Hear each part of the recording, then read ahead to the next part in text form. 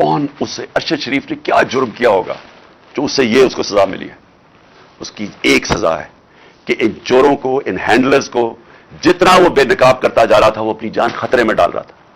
اور انہوں نے یہ سارے صحافیوں کو ایک پیغام دیا ہے کہ دیکھیں یہ ارشد شریف سے ہم نے کیا ہے تو یہ تمہارے سے بھی یہ ہوگا. خوف کے اوپر مافیا فنکشن کرتا ہے. جو مافیاز ہیں یہ خوف پھیلا کے، یہ لوگوں کو غلام بنا کے، خوف کے بت کے سامنے جھکا کے یہ لوگوں کے اوپر حکومت کرتے ہیں. اور جو میری حقیقی آزادی کی تحریک ہے وہ یہ خوف توڑنا ہے قوم کا. یہ سوچا انہوں نے یہ تھا کہ جو گولیاں لگی ہیں میں بچ گیا ہوں تو اب میں ڈر جاؤں گا کہ میں شاید پیچھے ہٹ جاؤں.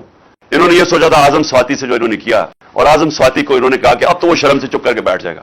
میں سلام کرتا ہوں اعظم سواتی کو کہ وہ کھڑا ہو گیا، اور وہ اس لیے کھڑا ہوا ہے کہ وہ اوروں کو بچانا چاہتا ہے، وہ قوم کو بچانا چاہتا ہے کہ یہ جس طرح کا ظلم ہو رہا ہے، یہ جو چور اور ڈاکو اور یہ قاتل اور ان کے ہینڈلرز، وہ کھڑا ہو گیا سامنے.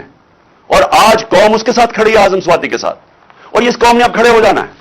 اور جو آج کمالیہ میں بھی لوگ اور گجرات میں سب کو آپ کو کہنا چاہتا ہوں کہ دیکھیں بھیڑ بکریوں کی طرح اگر ہم رہیں گے اللہ ایسے ہی رکھے گا.